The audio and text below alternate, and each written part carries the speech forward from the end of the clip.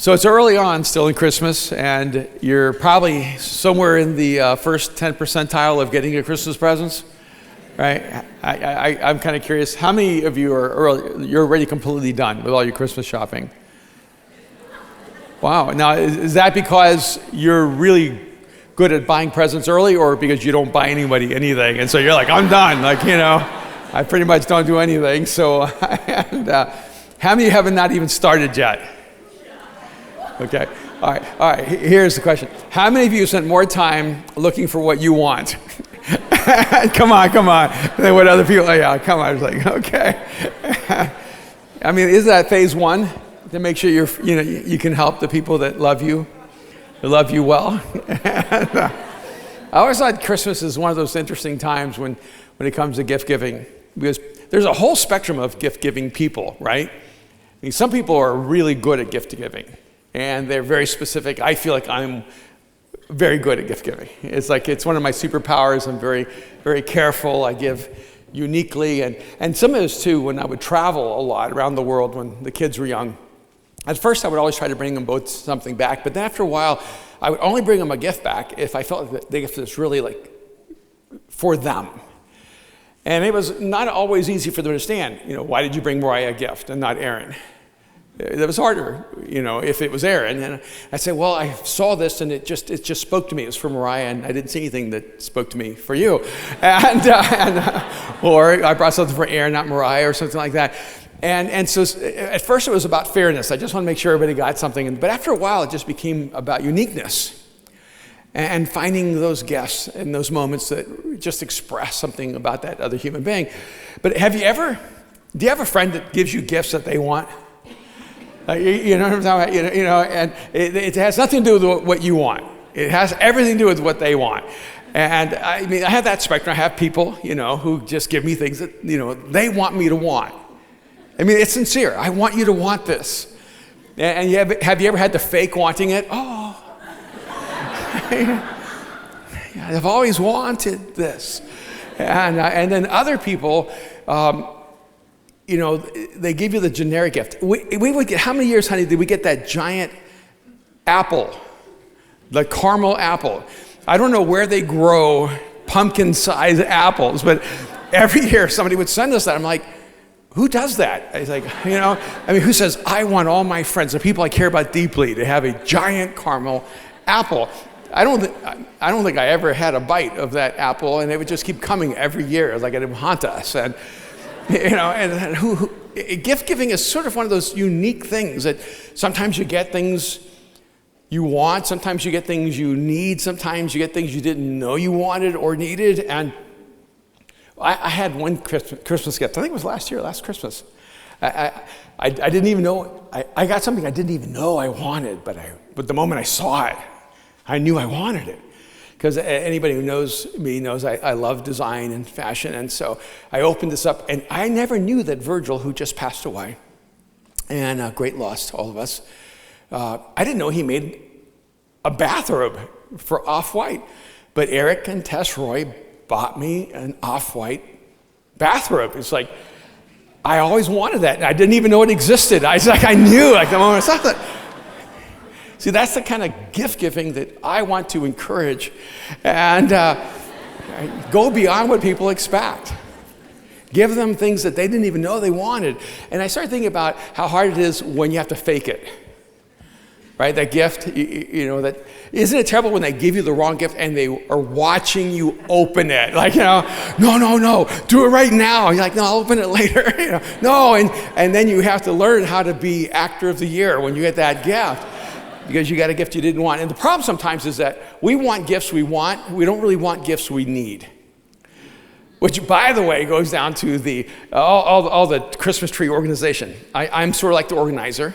And so I put all the gifts that come for Aaron, and all the gifts that come for Mariah, and all the gifts that are for Jake, and all the gifts are for Kim, and all the gifts are for me, and all the gifts are for Juno this year. And she's going to have the largest section. Oh, and that's the best time when they just want the box. All right. It's not the same at 29. I brought you this beautiful box, unless the box has a brand and it says something inside. But And then we have the Erwin and Kim section, because people give gifts to Erwin and Kim. But I know every gift that's for Erwin and Kim is actually for Kim. Like, it's where I just put it right by her section, because it just acknowledges it. It's no one ever looks at it and says, oh, I want to buy stuff for Erwin and Kim, and I think Erwin wants a kitchen appliance. I just know that's what would really warm his heart. And so whenever I see Erwin and Kim, I just put it in her section. Because it's for us. I go, honey, it's not for us. It has my name on it because we're us. But when they were buying it, they were not thinking of us. And I started thinking about how Christmas is one of those rare times where we kind of like everything about Christmas, but we may not actually like what's at the center of Christmas. See, I think that we all love Christmas. I loved Christmas even when I didn't know anything about Jesus. Didn't you? I think we have I'm not trying to be biased. I just think we have the best holiday.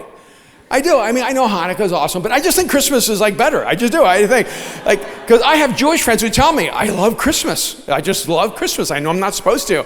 It's because it's we have better marketing. It's just Christmas is just better, right? We have the lights, the trees, the sleighs. We got Jesus. If you want to do Jesus down low, you got Santa. We just really do this whole thing. We play it all up. We got elves. We have Will Ferrell. We do. It's we have Elf, and he's just the best. And I think, and we have the best Christmas movies, probably written by a lot of Jewish people, but they wrote the best Christmas movies, and so we have massively great marketing for Christmas. But I think a lot of us, we want the gift of Christmas, but we don't really know if we want Jesus. And I think that's the dilemma, is that Christmas is the gift we want, but Jesus is the gift we need. And sometimes I don't know if we understand why we need the gift of Jesus. And I started thinking about how Christmas is around this whole concept of giving, and yet sometimes I don't know if we understand that what God has done in human history wasn't for him. He didn't buy a gift for himself. He didn't say, you know what I really need? I need a son to take on flesh and blood and become a human. That's what I need. See, God did not need to step into human history, take on flesh and blood. God did not need to be born of a virgin for himself. God did not need to walk among us as a human being. God did not need to band together 12 guys and try to begin to bring a revolution to the world. God did not need to suffer. God did not need to die. We needed him to do all that. I think sometimes we get confused. We think that God does all this for himself. And honestly, some of the Christian narrative about Jesus, it sounds like that. It's because God's all about his glory and God's all about his fame. Let's make Jesus famous and let's, lift him up and let's just make him bigger. And I'm like, Jesus didn't do any of this for himself. And in case you don't know, God did not need to step into human history to take on flesh and blood, to live a sinless and perfect life, to die on the cross, to be raised from the dead. We needed that. It wasn't something God needed for himself. It was something that we needed from God. And so then I saw this passage in Isaiah chapter 9, and I was struck by this particular phrase. I want you to listen to it. In Isaiah chapter 9, verses 6 and 7. It says, for to us a child is born. To us a son is given, and the government will be on his shoulders, and he will be called Wonderful Counselor, Mighty God, Everlasting Father, Prince of Peace. Of the greatness of his government and peace there will be no end, and he will reign on David's throne and over his kingdom, establishing and upholding it with justice and righteousness from that time on and forever. The zeal of the Lord will accomplish this. And I've read this passage 1,000 times, if not 10,000 times. But two words struck me uniquely this time. For to us. For to us a child is born. To us a son is given.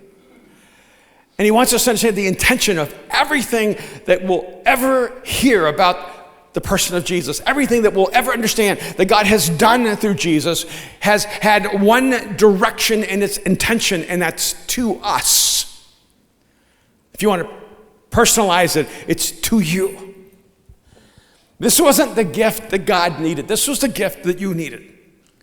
This isn't the gift that God needed us to celebrate. This is the gift that God knew we needed. to be able to live life the way we were created to live it. And he says, so to us a child is born, and to us a son is given. And then he lays out this little description, and the governments will be on his shoulders, and he will be called.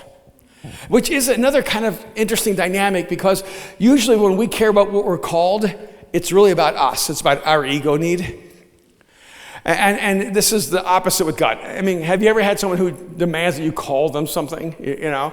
And when I first was here in LA, people would always want to call me like Pastor Erwin, or some old school people, Brother Erwin or Reverend Erwin. And I'd just say, hey, I'm just Erwin. I'm just Erwin. I'm just Erwin. And then people around the world started calling me just Erwin. And because I would say that so often. And then other places that were a little more bougie, you know, they'd say, you know, they look at my degrees and they want to tell people I had degrees, or they want to say, oh, well, this is Dr. McManus. And I would say, no, I'm just a patient. And because I realized that titles are all about our ego. So people can know what we've accomplished, how important we are, how you should relate to me because I'm different than you. But when Jesus takes on titles, it's not about his ego, it's about our need. See, here he tells us this is what he will be called, not because he needs to be called this, but because we need to understand that this is what we need from him. And so even though Jesus isn't really the gift that many of us actually want first, we want the things Jesus can produce. We just don't want the Jesus who can produce them. But we need to realize that there are things that God unwraps in us about himself. See, the beautiful thing about having a relationship with God through Jesus is that who Jesus is gets to be unwrapped inside of you. So he will be called Wonderful Counselor. Now, and maybe it's just LA, but whenever I hear the phrase Wonderful Counselor, I almost just go into default mode, Wonderful Therapist. Right? Because, you know, I mean, we're the city of therapy, you know. And if you're not in therapy, you're not trying, right? You know, and there are some people here who have multiple therapists. You have your therapist, that's just you. Then you have, if you're married, you have your marriage therapist for you. And then you have your business therapist, your life coach. And then, of course, you go on social media and you pick up 10 other therapists who help you. Now, I want you to understand that even though Jesus cares about you, and even though therapists can be awesome, Jesus is not a therapist. There's a difference, and I'll just talk about that. And if you're a therapist here, you can DM me. But here's the thing. My understanding is if you're a great therapist, you never tell people what to do, right? Like a great therapist lets you go through a process where you discover what you need to do, right? So they're just, right? That's how a therapist works. And you walk out going, I figured this whole thing out by myself. Why do I even pay her so much money? That's why. Because somehow it was in that room that you figured it out. But great therapists help you kind of process yourself and help you discover what's going on inside of you and unwrap that, untangle that. And even though that's important, that's not what Jesus is. He's not the wonderful therapist, he's the wonderful counselor, and there's a difference. See, Jesus isn't just there to help you process what you should do. He's actually there to share his wisdom with you so that you can know what you should do. And there is a huge difference. I was at this dinner one time with my friend Edwin Noriave. He has this great little place and down at the beach, and we had a couple of business guys there that I was meeting like for the first time, and we're kind of hanging out, and this one guy named, I think David Metzer said, hey, you know there's a difference between a coach and a mentor. We're all like, of course we do. He goes, you know what the difference is? And you go, what is it? And he said, a mentor gives you the best of themselves, and a coach pulls the best out of you. Oh, that's good. I need both. Right, what about you? Like, I need both. You see, a lot of us just want a coach. We want Jesus to be our coach. We just want him to pull the best out of us, which, by the way, he does. See, in fact, Jesus is such a good coach, he knows what's inside of you that you don't even know what's inside of you. He knows the greatness in you that you may never be aware of. He's such a good coach that he will actually introduce you to yourself, to your best self, and say, this is who you're created to be. Now let's become that. But not only that, but Jesus is a great mentor. Okay. Thank you. Thank you right there. All right. Okay, I'm just going to say this. You can take it any way you want, okay? We have to decide. Okay? We have to decide if we're going to be a white church or like an off-white church, okay? We do. Because if we don't decide, it feels really awkward. So we have to decide to be all in and go crazy, or just be Presbyterian and be quiet. You have to decide. That's what we're going to do. Because otherwise I'm just going to ask that one person who clapped for me to stay. But you see, what Jesus is, he's not just a coach who pulls the greatness out of you, but he's also a mentor. Because he gives you the best of himself, and he gives it to you free. And I think the challenging thing sometimes is we just want God to be our coach. Pull out the best in me, but don't tell me what I'm doing wrong. Don't tell me where I need to fix my life. Don't tell me where I need to adjust. Don't tell me, God, where I'm moving into self-destructive behavior. I don't want to hear that. And what the scriptures tell us is that Jesus would become our wonderful counselor. He would be ever present with us. And as long as your soul is moving in alignment with God's wisdom, you and Jesus are going to have a really easy flow. But the moment you start moving out of God's wisdom, he's going to become an irritant to you. God, get off my back. I don't want to hear that. So I think a lot of times the reason that we have a kind of a mixed relationship even with the scriptures is we love the Bible when it says what we want it to say. We just don't like it when we disagree with it. So you have to decide in your own life whose wisdom is the final authority, your own or God's. If I climb a mountain, and I may not be a great mountain climber, and I work my way back down, and there's a great mountain climber at the base, and he's never climbed that mountain before. He's better than me, but he's not more experienced than me. And what can happen sometimes is if you're better, you don't want to listen to the person who's actually been there. And I think that's a part of the reason so many of us live in destructive relationships and destructive journeys in our life. Because you may be more talented than the person who's been walking with Jesus, but it doesn't mean you're wiser. And some of you think your talent is the replacement for wisdom, but it's not. If you don't learn to listen to the voice of God in your life, you will never move to the level of being fully alive that Jesus intends for you.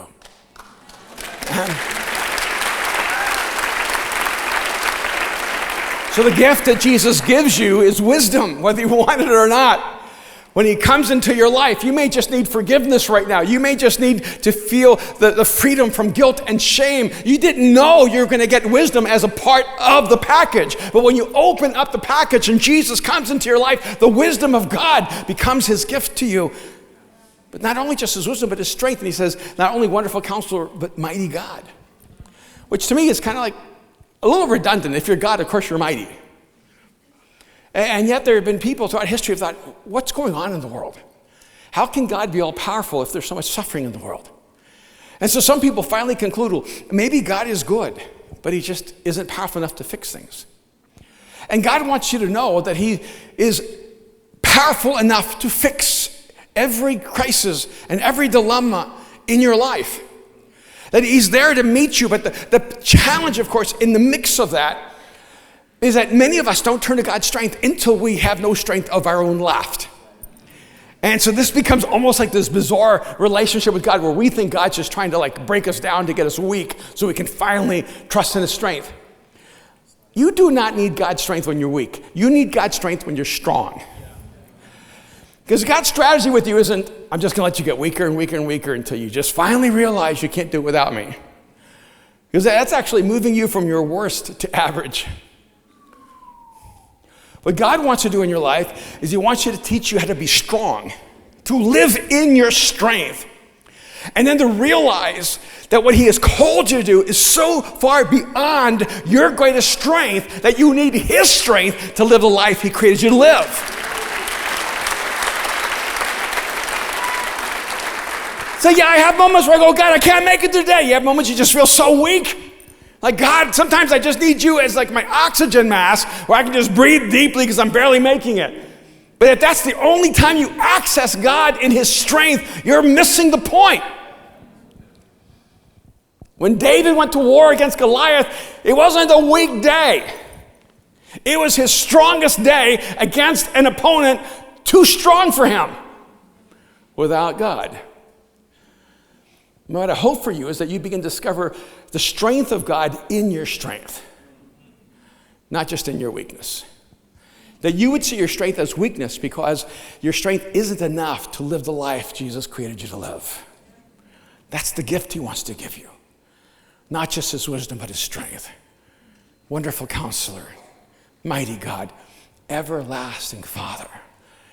The moment I read that and said it off my lips, I felt a little controversial. Everlasting Father. Because, well, it uses the word Father.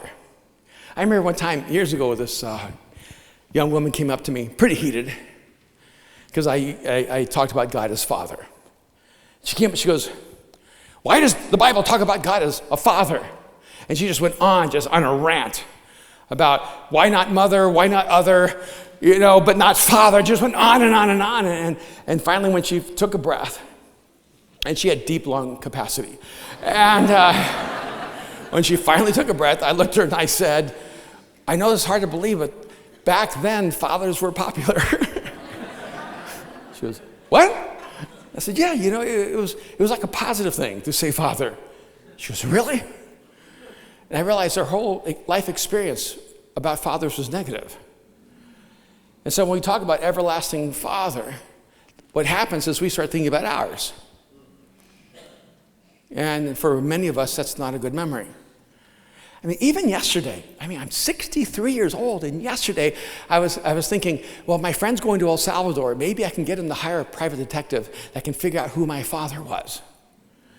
I've never gotten past wanting to know who my dad was. I thought I would grow out of that. And I'm a father and a grandfather, and I still want to know who my father was. I was on 23andMe, the DNA thing, trying to find my paternal. I know all about my maternal line. My mom's there. And I just try to follow this paternal line. I try to break it down and try to understand it. Any clue. What is it inside of me that needs to know who my father is? After all, he wasn't there. He chose not to be there. He could have come back. He could have showed up. I shouldn't want to even know, except that somehow my identity and my value is still connected to that. See, maybe one of the things we don't realize is that God designed us to find our identity and our value in him, which is why, by the way, he's your everlasting Father. Because he knows that our temporary fathers don't really meet up to the standard, even when they're doing their best. And your identity needs to be in one who's everlasting, who goes beyond time. And so when I tried to explain to her that fathers used to be like a good idea, and it started striking me how, you ever try to solve a problem by pretending the problem doesn't exist? That's what we've done with the language of fathers. We just don't believe fathers can be good. So we're just trying to eliminate the language of fathers. And the best way to change the standard with God is just call him everlasting mother, because moms have done a pretty good job. I'm just going to say you guys have held up. You've proven the test of time. Thousands of years are on your side, and I get it. But instead of saying, oh, God shouldn't be called everlasting Father, maybe we men should step up and go, we should be better fathers. And go, yeah, but I'm single, I don't have kids. Yeah, but you can still be a dad. I don't mean go have sex, have a baby. I'm saying that you can still be a father to someone who desperately needs a father figure in their life.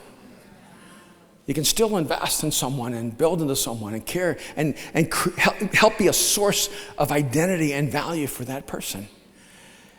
And we don't, feel comfortable talking about it in our society, but I'm telling you, a lot of your identity struggles, a lot of the reasons why as successful or talented or gifted or smart as you are, a lot of the reasons you still struggle with your identity is that you have a broken relationship with your Father. And it's because we're not designed to live our lives apart from the people who created us. We're designed to know our value from where we come and who we belong to. And when God becomes your everlasting Father, he solves the problem for eternity. Maybe you have a great dad, maybe you didn't know your dad, or maybe your dad wasn't worth knowing. But wherever you are on that spectrum, you have an everlasting Father who will always give you your identity, who will always give you your value, who will always tell you who you are because you belong to him. And you may not realize it. It may not be the gift you want, but it's the gift you need. Because we're in a time in society where everyone's trying to find their value by connecting to something that's so secondary. Because I am this, and I am that, and I am this, and I am that, and you're with me if you are, and you're against me if you're not. And the truth is that we are so fragmented in our own identity that we have no room for anyone else. You know why we don't have long friendships sustained and deep? It's because you don't even know who you are. So you can't even introduce yourself to someone else because you don't know which one of you will connect them to. And when you connect to Jesus and he becomes your everlasting Father, he begins to build an identity in you rooted in who he is, not in who the people around you are, or what the world is telling you you need, or even what you think you need this moment. So he gives you wisdom and strength, but he also gives you identity. Wonderful Counselor, mighty God, everlasting Father. Oh, that everlasting thing is a little bit of a problem. Because, one of the problems with having an everlasting Father is he never solves the problems the way you want. Because sometimes I'm just stuck in time. Are you? Like, I just want God to fix this problem right now. See, I think one of the shortcomings of God is that he has an eternal perspective of everything. So you can't convince him, this moment is the most important moment in my life. Fix this now. Like, God's like, I'm looking from eternity. It's just like a tiny little dot. Like you think it's huge, but I missed it. I mean, it's just a blink in time. You're like, no, my whole world is falling apart. I don't think so. I think it's just a speck on the whole spectrum of eternity. If you could just see it from my perspective, I don't want to see it from your perspective, God. I want you to be drowning in my perspective. No, I'm your everlasting Father, so I'm never going to get you out of your pain with a strategy that puts you into more pain. So you think a lot of us, we run from our problems to more problems. We run from our pain to more pain. We run from our disappointments to more disappointment. And if I could just say this, I think there's a lot of singles in the room. Like an example of this would be, you're running from being alone, so you go date the wrong person. Because it solves the problem, but it makes it worse. Or you're so desperate to not be alone, you marry the wrong person. Because you see, we have a tendency to run from pain, and it runs us right into deeper pain. If you are running from suffering, or running from pain, or running from a negative emotion, you will run in the direction of devastation and destruction in your life. See, God will never do that. He'll never say to you, okay, I'll fix this temporarily so that you'll be okay. But it's going to get worse later. God looks at the whole long term and he goes, nah, you're going to be fine. You're going to get through this and we're going to make you better. And we're going to send you on a path that makes your life better.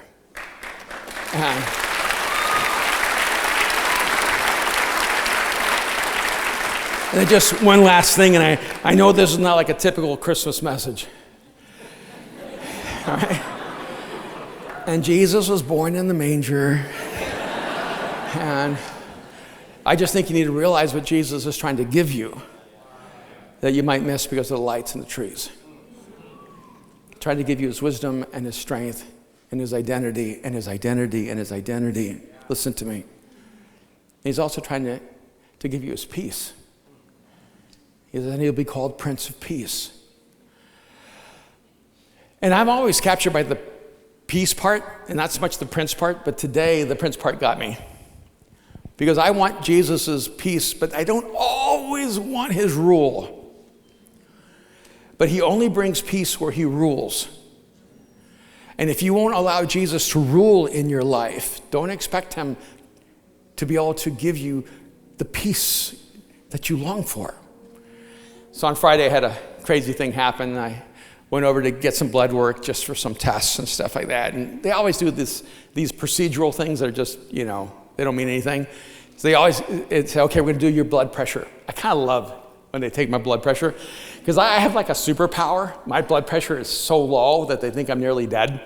And so usually when I get, they go to insure you every year, they give my blood pressure and they'll do it 3 or 4 times. They go, this can't be right, this can't be right. The machine might be broken. Because normal humans, you normal humans, and are like at 120 over 80, but I'm always like at 105 over 65. It's like, and they'll give it to me and go, you should be dead right now. And this is me.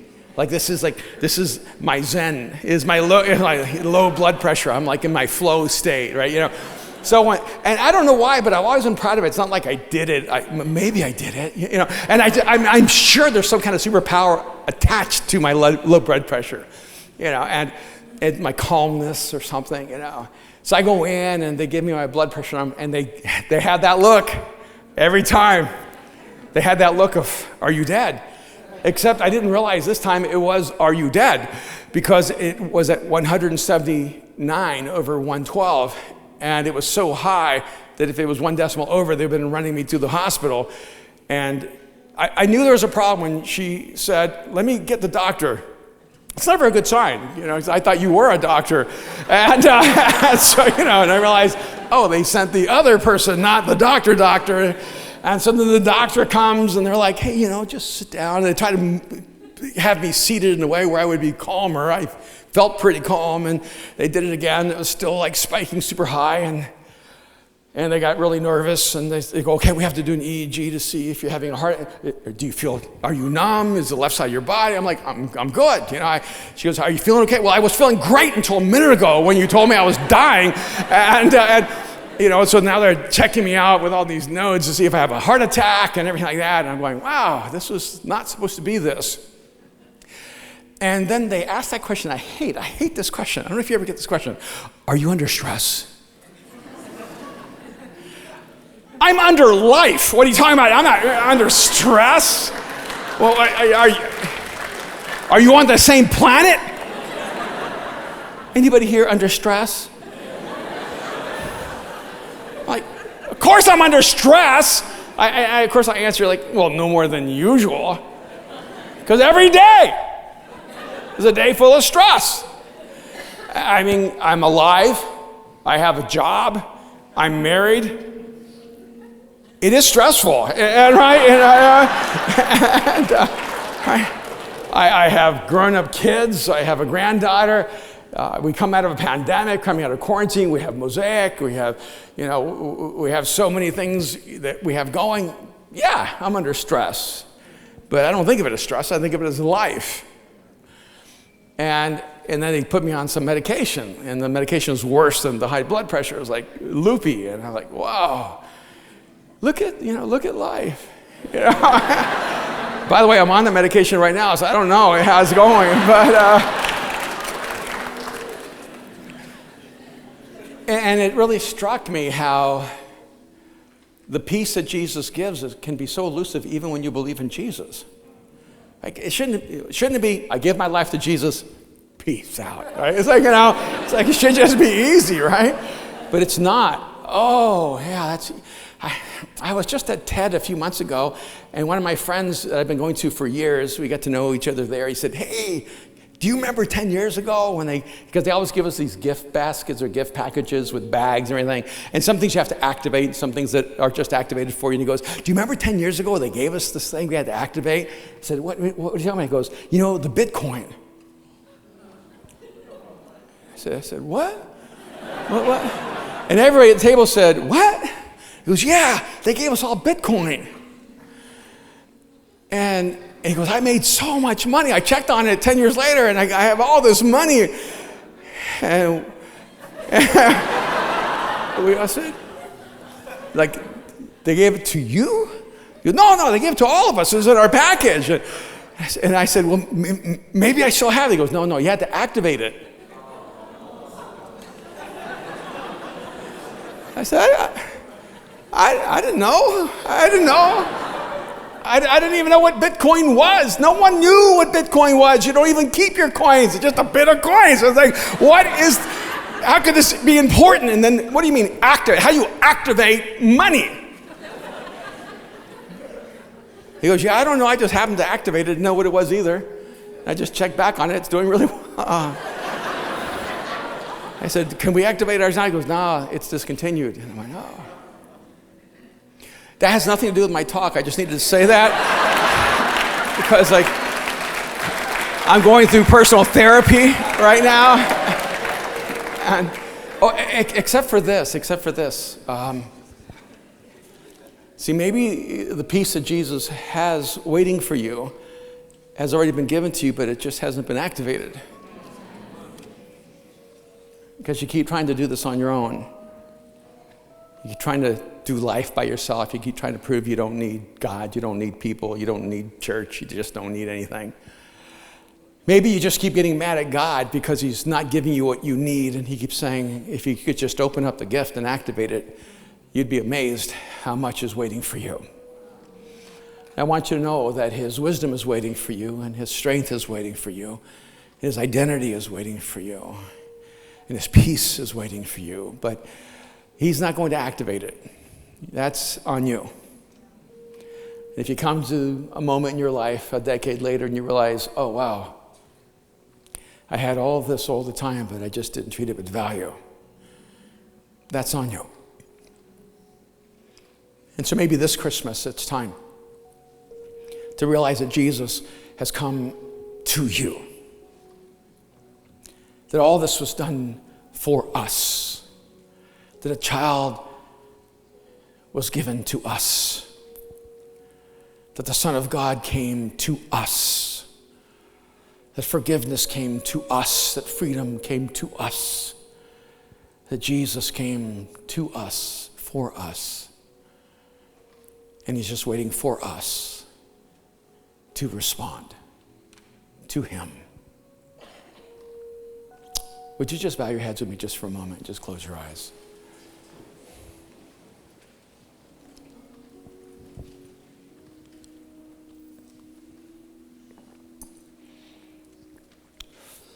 If you're here today and you've never trusted Jesus with your life, this is the best time to do that right now. Maybe you've thought about it or struggled with it. Maybe you've hesitated. But if you've never crossed the line of faith and given your life to Jesus, right now I just want to invite you just to pray a simple prayer and say, Jesus, I give you my life. Right now just tell him, Jesus, I give you my life. It's not a ritual, it's not magic, it's just an invitation of a relationship to the God who loves you, who created you, who knows you, who died for you. So right now, if you would just tell him, Jesus, I give you my life. Right now, that's the beginning. Jesus, I give you my life. Just acknowledge that Jesus came for you. For you.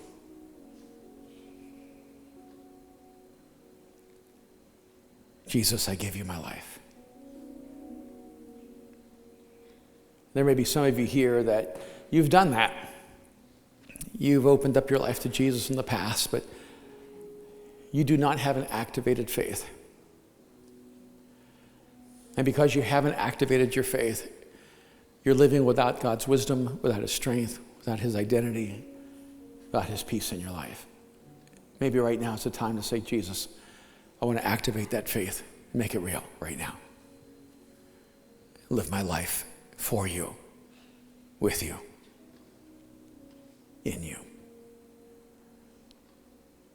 I'm going to pray, and if you're here and you would say, hey, today I'm giving my life to Jesus, and I'd like for you to pray for me, I just want you just right now, just raise your hand and let me see you. Beautiful. Anyone else? Wonderful. Beautiful. Beautiful. Yes, all around the room. So good. So good. Father, I pray for those who in this moment have crossed the line of faith and just in a simple prayer have given their lives to you. I pray that, God, you would wrap them up in your love and let them know they belong to you. That you will never leave them or forsake them. And even when life is hard and they feel alone, you are right there, just a breath away. And I wonder if there's some of you here that just feel like your faith has been inactive, and right now you need to make a choice and activate your faith. And let God's wisdom and his strength, his identity, his peace be activated in your life. And right now I just want me to pray for you that your faith would be activated in a new way. I just want you to raise your hand. I just want to see you. I want to pray for you specifically. Beautiful. Father, I thank you for the women and men who in this moment have said, I want to activate my faith. I don't want to just sit dormant in my life. I pray, Jesus, you would be more real to them than life itself. I pray that you would be the core of their identity. That before they were anything else, that their identity would be rooted in you, Jesus. That they would begin to discover your wisdom for their life and your strength for every day. God, that they would have their identity and value rooted in who you are and who they are in you. And that, God, that you would begin to still the chaos within them with your rule as the Prince of Peace and bring peace to their life. I thank you, Father. And we thank you in Jesus' name. Amen.